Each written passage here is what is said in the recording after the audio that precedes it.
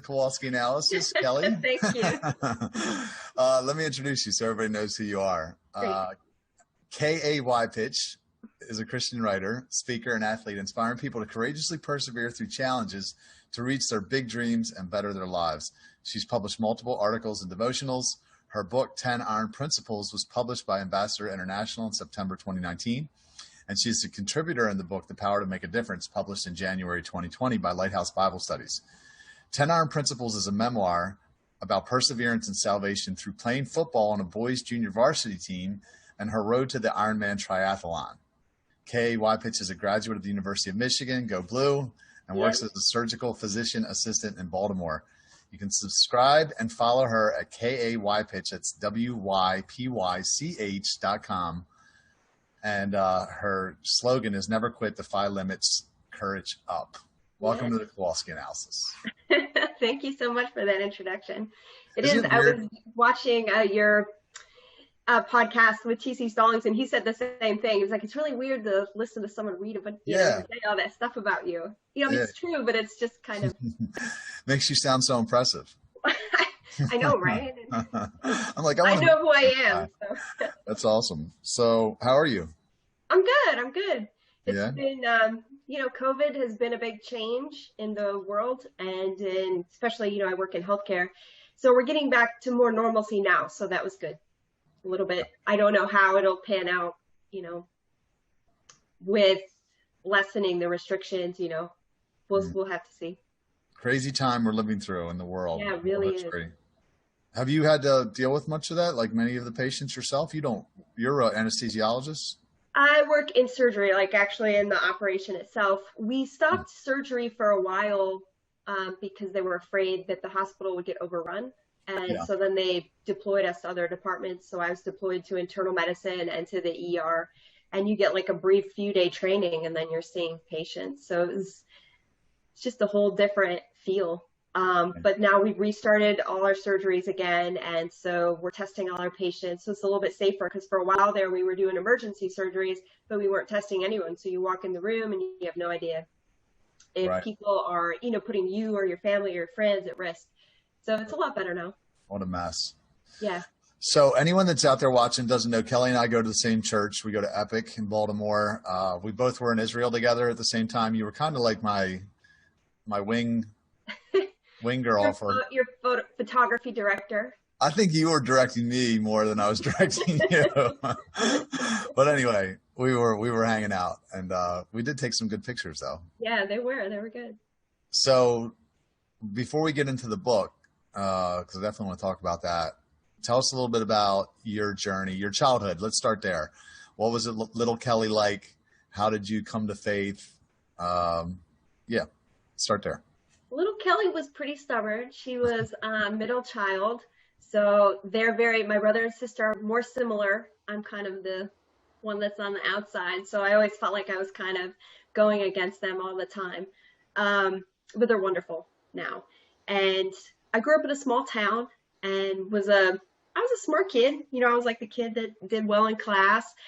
And we went to church. We grew up Catholic, but I didn't really have that relationship with God and with Jesus until probably in my 30s, right about the time when I was training for the Ironman is when that happened. It was all like kind of a process together. But you went to church and you kind of check that box and didn't kind of understand. I went through all the, confirmation and first communion and all those kinds of things. And then in college, I kind of stepped away. It was, I don't know, you're finding yourself, you're in your 20s, trying to figure out who you are, get some footing. And that just didn't seem like it was for me. At the end of my 20s, though, I really felt like that spiritual kind of gap where you're seeking something. I don't know if you remember that, but like where you're trying to grasp anything because you were made for a relationship with God, and somehow the inside of you can sense that even though your brain may not understand it. So I started going back to church, just back to what I knew. And then ultimately, I'd moved around a little bit and I landed in North Carolina in, the Bible Belt, and fell into a group of strong women Christians who were awesome also. That was the other thing, is you think that Christians are these horribly boring people, and like these were like awesome women, and they really showed me how to, you can have fun and then, oh, but also how to walk, you know, with Christ, because that's not something I had kind of seen on a daily basis. More it was like, you know, you go to church on a weekly basis, or you go to catechism once a week, and hey, then you're done. So they really helped me. That's awesome.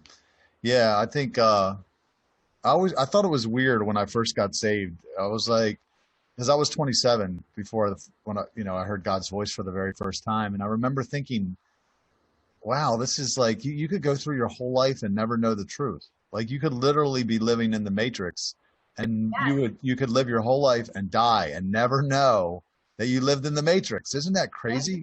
It's it's astounding to me. Like, and people do, you know, they live their whole life and they never know if God was real, or, you know, that he had a plan for their life. And that's so sad, really, when you think about it. Yeah, it's in the Matrix too, where you get to choose, you know, once you're aware, you get to choose what place you want to go. And as hard as it is sometimes to walk with Christ, I wouldn't give up having God in my life. I wouldn't give up feeling that connection or being able to hear from him. My life is so much better now. Yeah, I was talking to somebody about it the other day. I don't remember who, but I said, you know, I always wanted to know the truth, regardless of how hard it is, because it is very much like taking the red pill, where after you're aware of the truth, life gets harder because now you have to discipline yourself. And, you know, it's not about just living for the moment anymore. You're living for something eternal. So in many ways it is harder, but it's a lot, obviously more rewarding, you know, on the road. Right. Not unlike exercise in a lot of ways. Right. It's a change in perspective. It's a change in where your priority is.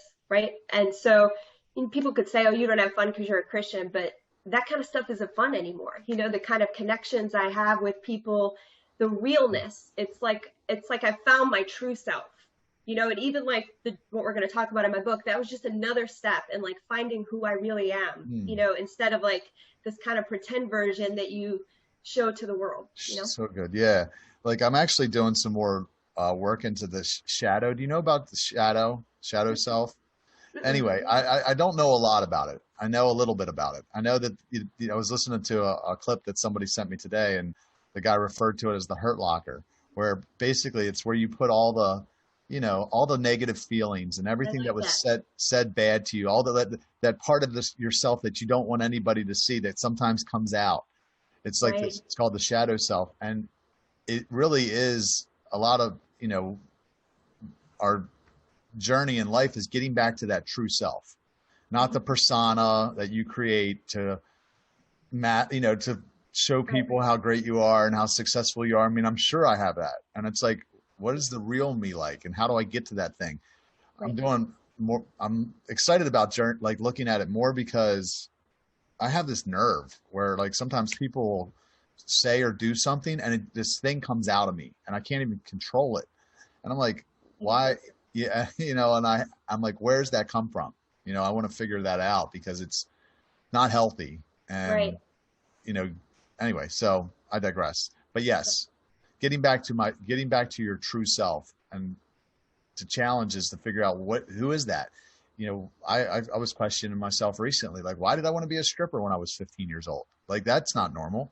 You know, why did I want to be good with girls? Like, you know, where did all that come from? I was trying to prove something, or my insecurity, or I don't know exactly what it is, but I'm, you know, on a journey to figure all that out. So anyway, I know that's not what we're here to talk about, but good though. Yeah. So what's it like to be a published author? That was like the first question I wanted to ask you. I'm self-published. You're like really published with like a real publishing company. I don't think there's a difference. It's a little bit more work to try to get traditionally published, and then you lose a lot of, you know, not rights, because I still have the rights to all my work, but a lot of things, they make decisions with me. But it was a huge journey, because I started, when I was training for the Ironman, I started recording on like a little like old school journalist recorder thing, like feelings and emotions, so that I could go back and draw from them, because I had a feeling I was going to write a book. You know, an Ironman, for those of you that don't know, an Ironman is a really long triathlon. it has a 2.4-mile swim, 112-mile bike ride, and then a marathon, 26.2-mile run at the end. So I spend a ton of time on the bike, and I listen to headphones or books and music when I run, but on the bike I don't, because it's not safe. There's cars. And so, I mean, I would go out bike 7-8 hours by myself. And so, you know, God would really speak to me, and I would write in my head. So I had a feeling, you know, that I was going to write a book, but it was 10 years between that Ironman and when it was published. So it's a long journey, and you have to learn a lot. And I'm sure you know about this too, with doing podcasts, with your book, with City Fam. Like, you start out and you realize how much you don't know. And then you just become a sponge, like sucking up all this information, like how, you know, social media and promotion and all that. And you and I talk about that kind of stuff all the time, but you don't know any of that. Or like, you know, I had to submit a proposal. Like, the book was, I think, 58,000 words, and the proposal was 12,000 words. Like, I had to write a proposal about, hey, this is why you should ask me for my manuscript. And then, you know, they do. But it was a great process. It was a lot of learning, and I kind of enjoy that, kind of picking up new things. Well, you like pain anyway. It's just, you know, you're a glutton for punishment. I know. Because I do not like working out. Like, for me, working out is a means to an end. If I could not do it and get the same results, like look and feel the same way, I would definitely. I know, but you know, it doesn't work that way. I know, but you actually like. I do like running. I do like running. Oh, not me. Some people get that runner's high, and they think, like, you know, they're able to zone out and think about things. The only thing I think about when I'm running is how hard I'm breathing. Right. Yeah, but you get beyond that. There's a point where you get beyond that. I've never been beyond it. So like, when you first felt like you were supposed to write a book, tell me about that. Because I know what it was like for me. I just want to hear, like, did you feel like God was kind of leading you in that direction, or? I honestly wrote almost the whole book in my head on the bike, like, because it was just that much time of what else do I have to think about.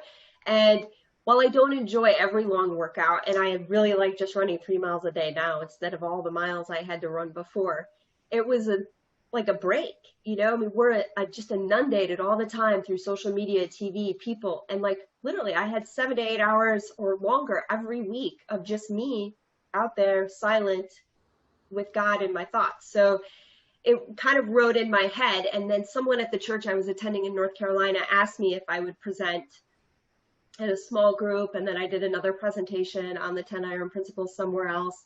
And so I started writing the book, but then you get waylaid because you have to be really disciplined to write a book, because even though it's all in your head, actually coming up with the words and writing it down, and then the draft is always kind of sucky, and then you got to edit and edit and edit and edit. It's a lot of work. So then I would do it, and then I would stop, and then I would come back to it, and I would stop. So then finally it was like, okay, I got to decide that I'm going to get this done. I got to set some daily writing goals, and I got to turn it out. Otherwise, this is never going to happen. Yeah. The best piece of advice that's, so basically when I felt like God might have been wanting me to write a book, I was praying about it. I wasn't even sure if I could do it. I mean, I'm not a writer, but he started giving me some clear confirmations, and I hired a self-publishing coach. And the best piece of advice, I didn't hire him for long, but he did give me one really good piece of advice. He said, get the cover designed, put up a 1-page website with a button where people can buy it, and pre-sell copies right now. And I was like, he goes, most books are sold between now and, it was like November, now and end of January. So I did it, and I sold a few copies. And if it wasn't for me doing that, I probably would have never finished, because it was so difficult. Like, it did require a lot of discipline, to the point where I remember when I was writing it, there was a point where I forgot what season it was. I didn't remember if it was fall or spring. I'm like, is it getting colder or is it getting warmer? I couldn't remember, because I was just like, you ever see that Time to Make the Donuts commercial where he's running in and out? Like, that's what my life was like. I was just, you know, and anyway, got done. So, why did you want to write the book? Well, it's funny, because going through playing football and going through like the Ironman, they're kind of like, they're difficult situations I had to go through. I mean, they were my choosing, and a lot of us go through difficult situations we don't choose. So I'm not trying to lighten that, but it was a struggle for me to reach these goals, but it was also a dream, right? And I think that when we have those two things, we just have a high propensity to quit, to be honest with you. It's hard. takes a lot of sacrifice, right? You have to sacrifice what you can have today for who you want to be tomorrow, right? And we were talking about that with working out, and it's like you have to make a concession, and a lot of times we don't want to do that. We see the short game and we don't really see the long game. So like I think about the things I want to do in my life now. It's kind of like writing and speaking, but back then it was the Ironman, and in high school it was football. It's like a stoplight dream, like that thing that you start thinking about when you're at a long waiting period, or there's this really long stoplight on my way to work, and I'll start sitting thinking.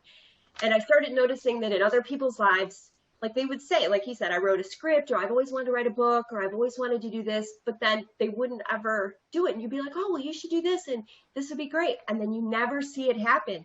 So I started looking at what happens between the dream and the reality, between the dream and the result, the finish line. How do you make that jump? And a lot of it is here. Probably most of it is here. Our minds are so limiting, and fear can be a huge thing. So the book it's a memoir. It tells about my whole story because I want you to feel that I'm credible, and I want you to see how I learned it, rather than just the end product. But the 10 iron principles are 10 kind of perspective shifting applications to get through those difficult times, to make past the point where you want to quit. Yeah, so, I love it. I want to dive into the 10 principles, but the one thing that when you were talking, I was thinking about vision. So I'm a big proponent of visualization, where I launched a course here recently, and one of the things that I tell people to do is every morning sit on the edge of your bed, close your eyes, picture your day as vividly as you can. And this is something that Lori taught me, Pastor Lori Lockamy. But then picture your ideal life. Get into a scenario as vividly as you can where you're walking into your beautiful home, and your wife is there with dinner ready, and then like you just start to see this scenario where you're, for me, I've imagined home a lot. I've seen City Fan built out in different cities all over the world. And what it does is it reminds me, okay, yes, that's going to be awesome. That's when you're going to be really gratified, and you're going to be, that's really going to be fulfilling. And then it fuels me up to the point where I can go into work and do all the tedious BS I need to do that day, because I'm like, yes, that's where I'm going. So you have to continuously keep that vision in front of you, because like you said, it's so easy to just give up because it's hard, Yeah, because work, it's, reaching a dream or getting through something difficult, it's work. Yeah. So. Yeah. So you played football in JV football when you were what, 14, 15, you said? I think it was my sophomore and junior year, so I think it would have been 15, 16, because I graduated at 17. So, yep. One of the things I was reading, I actually was surprised when I first read that you weren't very good, because I knew you as being, athletic, Kelly. That's so funny. I think about that because I moved to Baltimore 6 years ago, so everybody knows me as that, but I'm not that. Like, I mean, maybe I'm that now, but like, I never was that. Like, I was never super athletic. I rode the bench in volleyball and softball. I was a terrible football player because I'm tiny and not very fast. But like, I was never good. I barely could run. I was like you. I felt like I was die all the time. I hated to run. It was like the worst thing. And then like my life did this 180, and everyone here in Baltimore knows me as, the way I am now. Wow, so. That's pretty cool though, because it wasn't natural. You had to persevere through it to get to that point. Yeah. You can build it. You can build it. If you want a different career, if you want a different path in life, you can build it. Like literally everybody here thinks I'm athletic. Like I don't, but they do. And I never was for, 30 years of my life. So. Yeah. And I love the saying. Maybe my favorite saying is it's never too late to be who you might have been. You know, like you can totally reinvent yourself at any time you want. All you have to do is make the decision. Yes. One of the things you said in the book where you were talking about usually you went in during the third or the fourth quarter, and you said you didn't care. I wasn't very good. I didn't expect the team to sacrifice winning for me. Not everything is about being good. Sometimes it's just about being. Yep. So what do you mean by that? Well, it's just like the Ironman too. Like, there's a winner in an Ironman, right? Like I was never going to be a winner. Like I never had, like that wasn't something that was ever going to happen. Sometimes it's about finishing, right? Sometimes it's about getting done. We can set goals for ourselves, and you want to set a reachable goal, and I never want people to dumb down, right? You always want to go as high as you can. But sometimes it's about just getting in the ring too. You know, it's like my favorite quote, the credit goes to the man in the arena. You have to get in the arena to be that guy. You know, you have to be willing to step in it. You have to take the risk. So even to make it on the football field, even to make it into the Ironman race, I had to risk a lot. Yeah. So sometimes, you know, oh, well, I could never win. I can never beat that guy. Sometimes it's not about that guy. It's just about you, you know? Yeah. So sometimes it's just about getting in it, being willing to just put yourself on the line. Yeah. I love it. I love it. Like, I've heard a saying a while back. It says it's so much easier to criticize than create. Yes. You know? And you see a lot of critics, especially now. You see people that are so critical of everything, but they're not creating. They're not people that have actually gone out and sacrificed. I often reference a clip I saw by a guy named Damon Dash, who used to be Jay-Z's business partner. And he said, when you're doing your thing, you don't have time to criticize other people because you're so focused on your thing. And your hands are so full and you're just so overwhelmed with it, you don't even have time to look at other people and worry about what they're doing. Right. So when I see somebody that's criticizing, they're always doing less, you know, because if you just worried about running your race, you wouldn't have time to worry about the next guy. Right. You know, and that's what I encourage people to do. Just like you said, just get in the game yourself. Yeah. Keep your eyes on your own paper. That's what I like. Yeah. I love it. It's all about what you're doing, you know, and I mean, I have to struggle to find more time, like not watching TV and staying off social media. I have a little limit on my Facebook. It goes off. I can't use it after 30 minutes for Facebook. Like it just every day. Cause it's like, I have so many things I want to do. I've started 2 other books. I'm, you know, almost finished with the corresponding Bible study to 10 Iron Principles. Nice. Like I don't have time to do everything. So I got to start weeding out this crappy stuff because it serves me no benefit. So I love it. Yeah. Small group. That'll be awesome. I'm interested. Yeah. My publisher was too, so I was happy about that. Yeah. Yeah. No, it's, you know, I did a small group for Why Waiting Works, and I think it's been a key to getting the book, you know, read by a lot of different people, and it really builds community, which probably is very important for people if they're going to take on the challenges of life. They need the support of other people, you know, to do it with. So that's great. What are the other books about?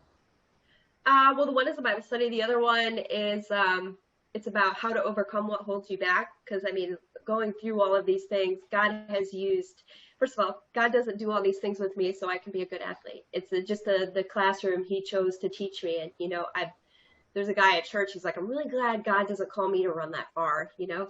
But it's not about that. But the lessons I used in the Ironman are the same lessons I had to use to complete the book, you know, like the way to persevere, the way to get through, the way to make a plan and execute it, how to overcome your own barriers. Like those are the same, regardless of the situation. They're the same when I've had tough times at my job. It's the same when you have a struggle with a friend or a relationship. Like it's the same. So yeah, that's good. You said that you became stronger physically as you became stronger spiritually. Yeah, they mirrored each other. It was amazing. Like as I was able to, you know, first I had to learn how to swim. God called me to do an Ironman, a 2.4 mile swim, and I couldn't swim. And it was like, you couldn't swim at all? No. Wow. I had to learn how to swim. That was my first step, is learning how to swim. But I was running, I was a good runner. So I'd run half marathons and could run 15 miles, but I couldn't swim from here to the other side of the pool, like without almost dying. So that it's humiliating, honestly. But it was that like, it's really, God's always used that, the swimming to remember, like, you're not so great, you know, remember, like, right. You're not so great at this. Like, let's drop it down a notch. But yeah, so that was you know, really like fun. Sometimes I was thinking about how, like, as I've taken on things that were beyond my ability, you know, or realm of experience or really anything I had no business doing some of the things that I've tried. And as I tried them though, like it really made me lean on God, and that forced me to become better. Like, I'll be honest with you. I am right now for the last 3 days, it doesn't seem like a lot, but I'm not having any kava or kratom or smoking a cigarette. I'm doing a fast of those things for 3 days because I want God's help with some things that I'm attempting to do that are above my head. And I think that when you push yourself to try something that's beyond your capabilities, you really have to lean on God. And, you know, for me, it's been a strong motivator to keep sin out of my life, because I know that sin blocks the blessing, and I need God's power to do a lot of the things that I'm attempting, and I'm willing to be obedient, and even if it hurts in the moment, to get his power to help me with those things. Have you felt that with the Ironman, like as far as really needing like God's grace to do certain things that you felt like were above your ability? Yes. I mean, it's such a huge race. I mean, it's so long. I mean, I didn't even know God at the time or know the Holy Spirit, but a friend was talking about doing an Ironman, and she's like, oh, I'm going to do this. And I was like, oh, I could never do that. And it was almost like I had a tap on my shoulder. I even looked, and I heard this kind of voice, not like heard thunderous or anything, but like, it was like, because you don't want to, or because you don't think you can. And it was like the Holy Spirit. I know that now, but it was like then I was like harassed all day, just hounded for like 4 or 5 months, like all the time, it would just creep in, and I was like, please, I don't want to do this. It's too far. Like, it's really far. And then it was like, okay, fine, fine. I'll start this. I don't even know what's happening here, but I'll go ahead and learn how to swim. At least I can do that. I've always kind of wanted to learn how to swim anyway. So then you start there. But it was so far that I had to lean on God. I'd always been a good student, and I was a decent runner. So I had to lean on God to be able to do these other things. And I think that's part of the reason why it was so far, is because I needed to get to the end of myself. Yeah, no, it's funny when you felt that tap, like God knew about the book. You didn't know. Right? No, I didn't know. You didn't know about the book, right? Like, yeah, he knew he wanted to write a book through you about the Ironman. So when you were saying that, I thought to myself, so in 2011 is when I rededicated my life to God, end of 2011, beginning of 2012. And I was having sex with my girlfriend, not literally at that moment when I rededicated. I meant I was in a physical relationship with the girl I was dating, and God started convicting me about the sex. And I was like kind of tried to ignore it for a little while, but he was persistent, and he made it very clear, like, that he was telling me to stop. And I think back to that, and I'm like, he knew about the book. He knew that he wanted to write a book through me, the video. He knew about it all. And I had to cooperate with him. I didn't know about the book. I had no idea I was going to write a book about sex. I just knew he was telling me to stop. And it's like, it's pretty wild when you think about it, because he's got this better thing that he wants to give you or do through you. And all you have to do is submit. I mean, and then work your butt off, of course. Yes, right. But yeah, like Romania, like that whole thing, like you had no idea that anything was coming. Yeah. It makes me, you're talking, and I keep thinking, God, what's coming next? Like, how exciting. Yeah, it really is. Thing?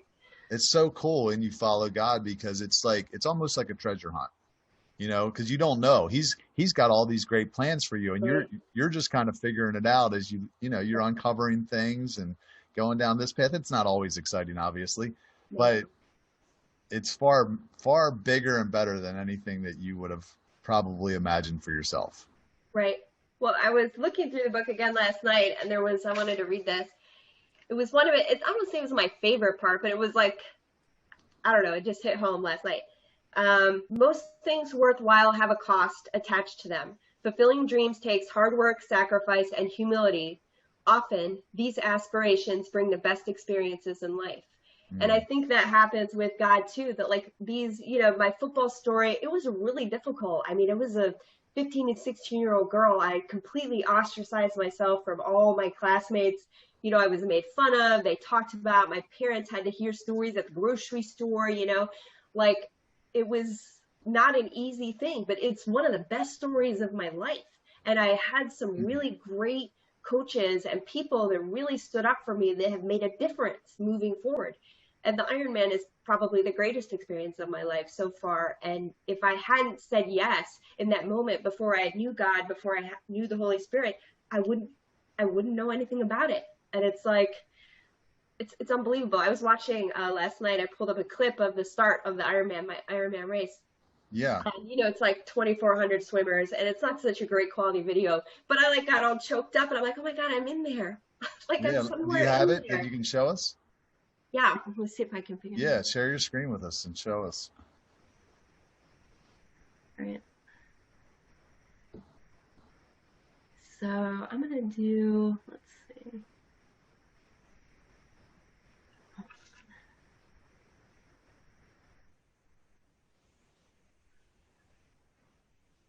Now, how many people finish that start? I'm curious. Do a lot of people quit in the middle of the race? Yeah. So hold on, let me go. I don't know, let me see if I can turn this down a little bit. It's at about 50 seconds.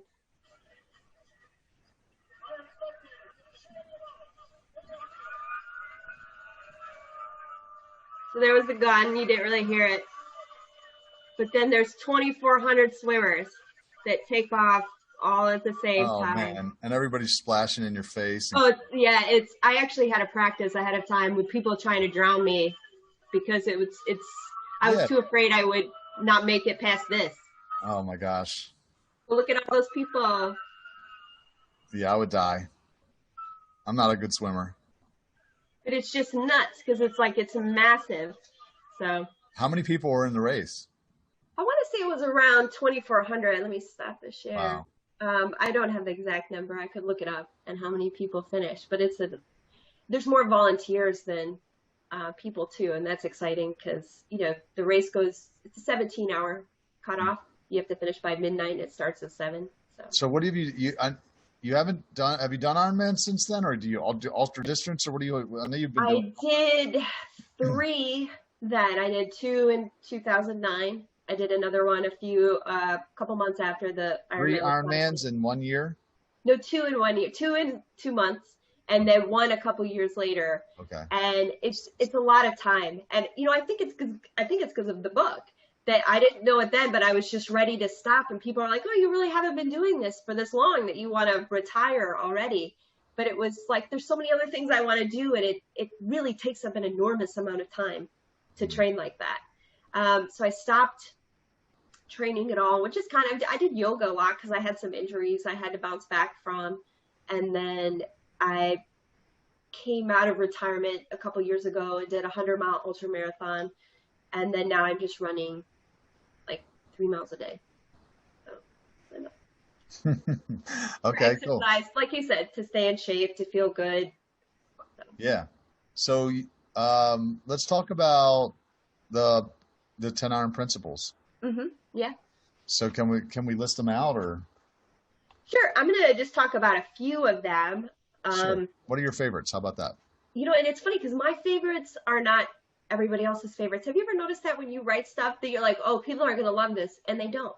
And the thing you were like, I don't even know if I want to post this. You post it, everybody loves it. I can't.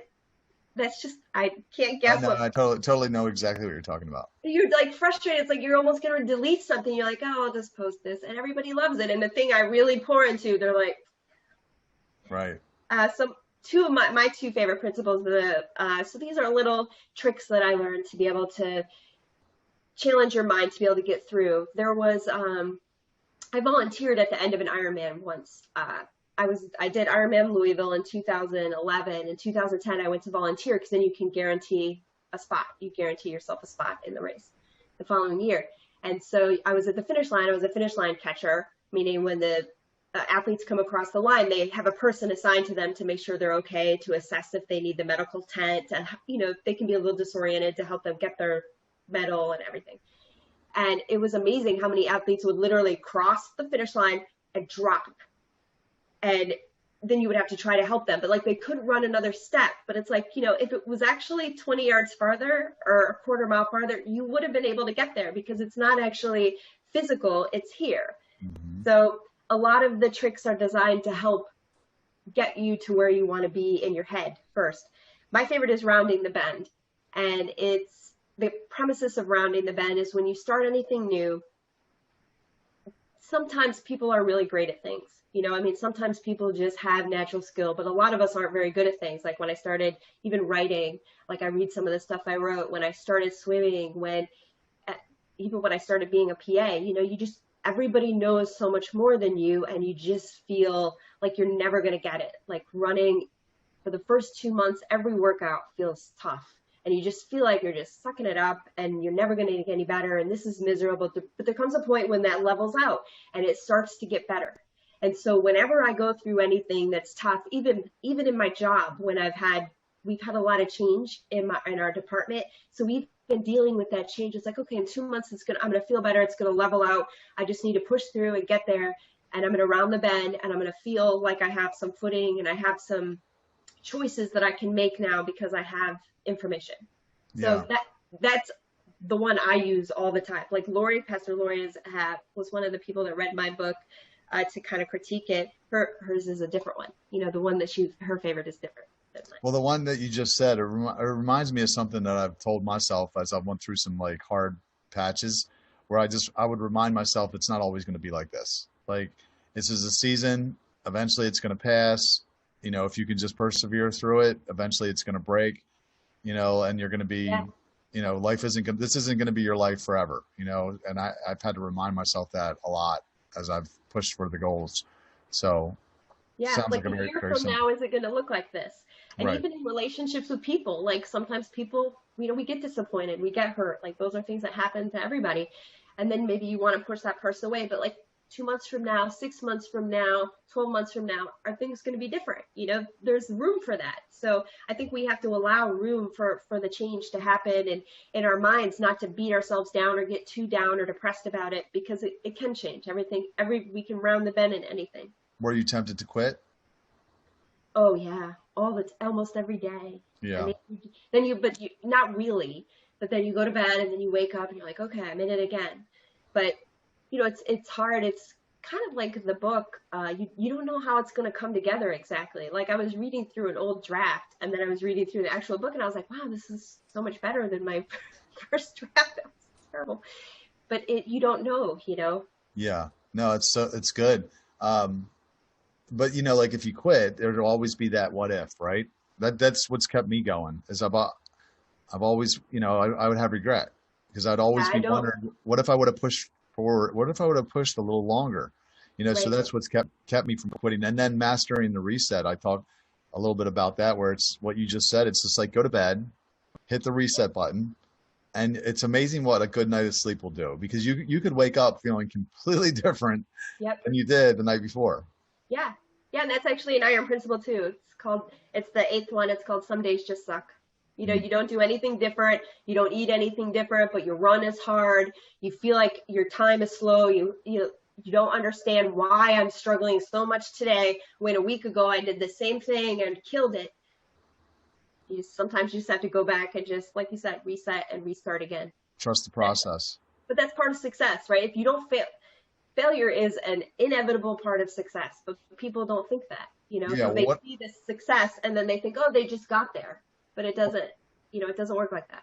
Yeah, one of my favorite quotes from the book was, failure isn't a dead end, but an intersection to be negotiated.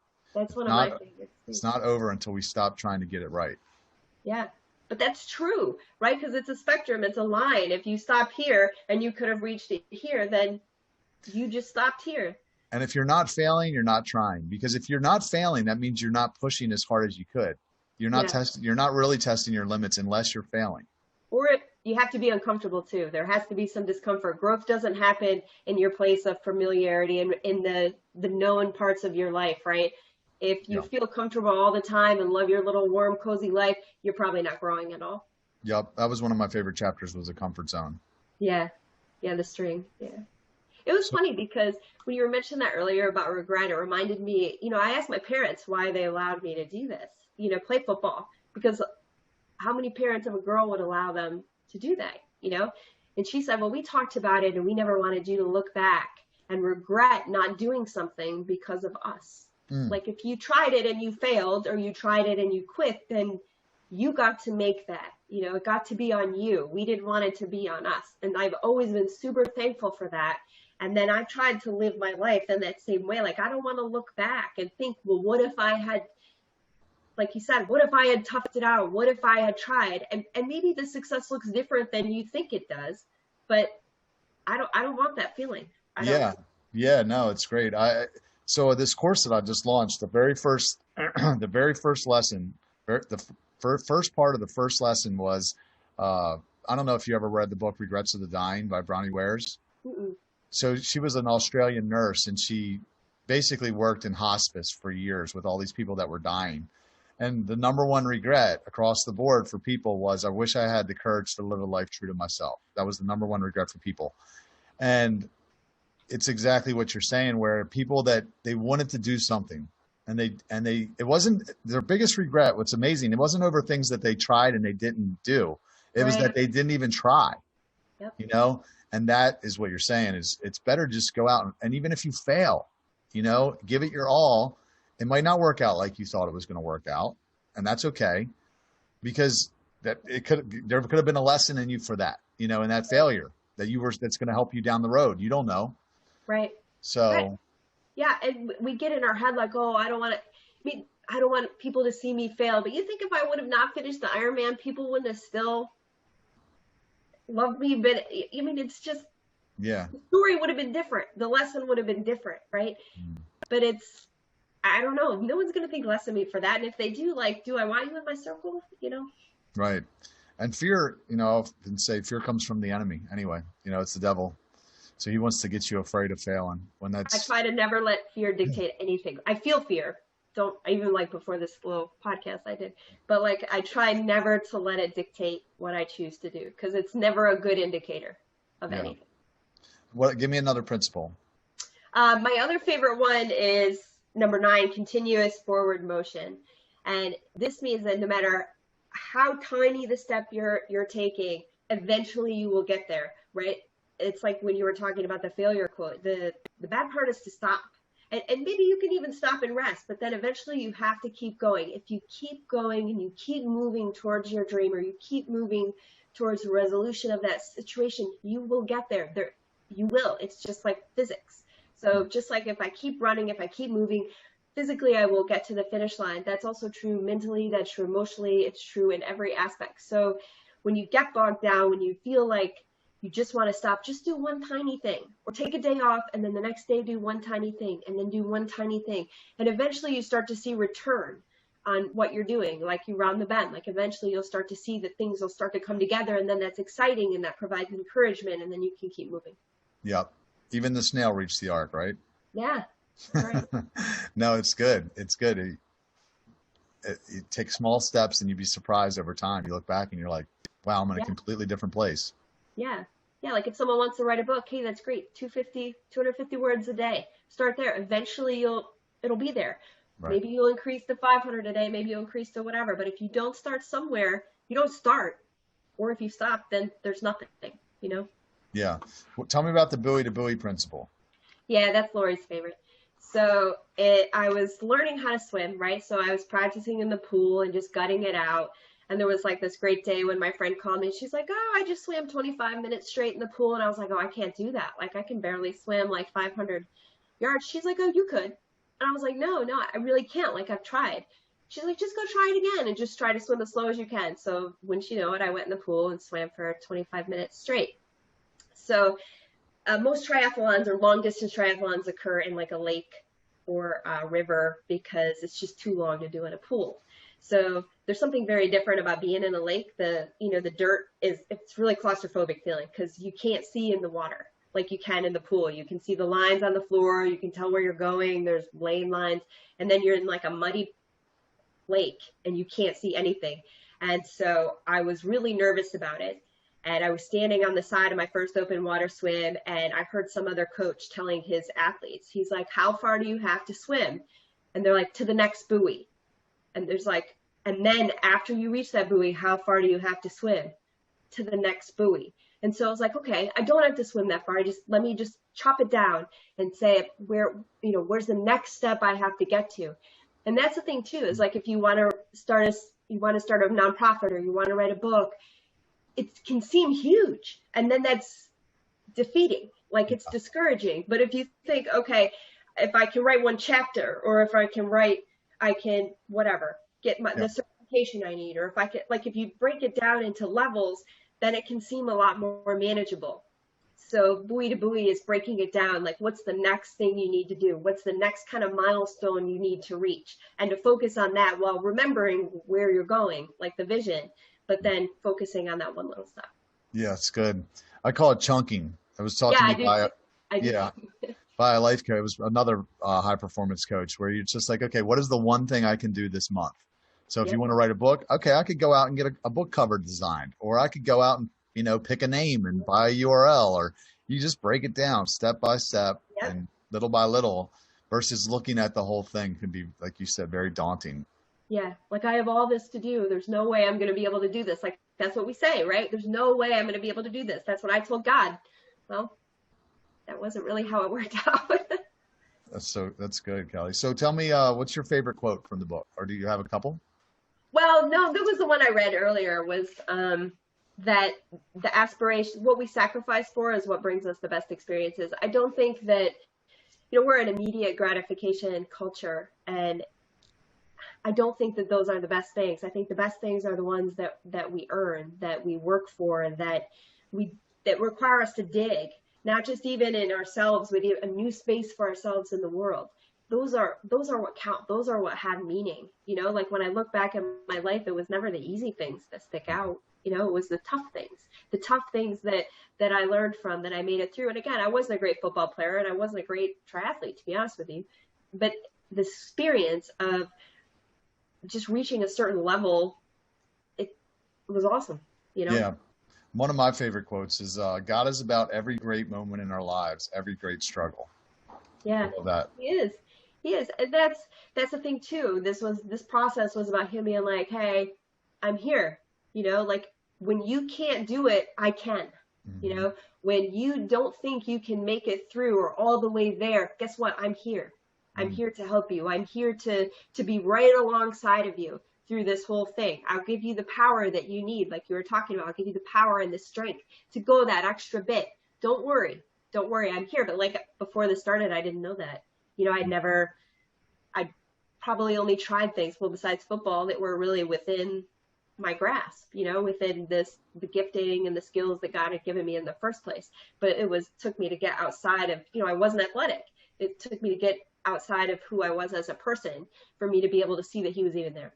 Yeah, it's the only way your faith can grow, is if you test it. Like, if you don't ever have to lean on God, like, Peter got out of the boat. He's the only person that's ever walked on water besides Jesus. Yeah.